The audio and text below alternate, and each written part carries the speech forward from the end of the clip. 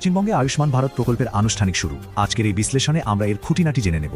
এই স্কিমে প্রতিটি পরিবার বছরে পুরো ৫ লক্ষ টাকা পর্যন্ত স্বাস্থ্য বীমার সুবিধা পাবে। ভাবুন তো, অর্থনৈতিকভাবে পিছিয়ে পড়া প্রায় ১.৫ কোটি পরিবার এই উদ্যোগের সরাসরি সুবিধা পেতে চলেছে। আর কাজটা শুরু করার জন্য কেন্দ্রীয় সরকার ইতিমধ্যেই প্রাথমিক পর্যায়ে ৯৭৬ কোটি টাকা বরাদ্দ করেছে। প্রশ্ন হলো, কারা সুবিধা পাবেন? নির্দিষ্ট ক্যাটাগরির ডিজিটাল রেশন কার্ড থাকলেই এই যোগ্যতা পাওয়া যাবে। মূলত AAY, SPHH এবং PHH category digital ration card যাদের আছে তারাই এর আওতাভুক্ত হবেন। তবে হ্যাঁ, চূড়ান্ত তালিকার জন্য সরকারি ভেরিফিকেশন এবং পরিচয়পত্রের ক্রস চেকিং কিন্তু একেবারে বাধ্যতামূলক। আগে স্বাস্থ্যসাথীর মতো প্রোগ্রামগুলোর সুবিধা মূলত পশ্চিমবঙ্গের ভেতরের হাসপাতালগুলোতেই সীমাবদ্ধ ছিল। কিন্তু আয়ুষ্মান ভারত সেই কোণটি পেরিয়ে গোটা ভারতের তালিকাভুক্ত হাসপাতালগুলোতে বিনামূল্যে চিকিৎসার দরজা খুলে দিচ্ছে।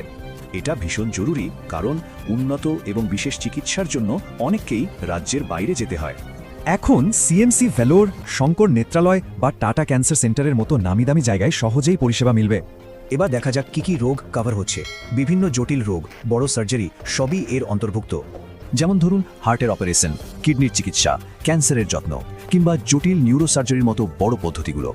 পাশাপাশি মাতৃ ও শিশুর স্বাস্থ্য, জরুরি অস্ত্রোপচার, টেস্ট এবং হাসপাতালে ভর্তির সাধারণ খরচও এর আওতায়।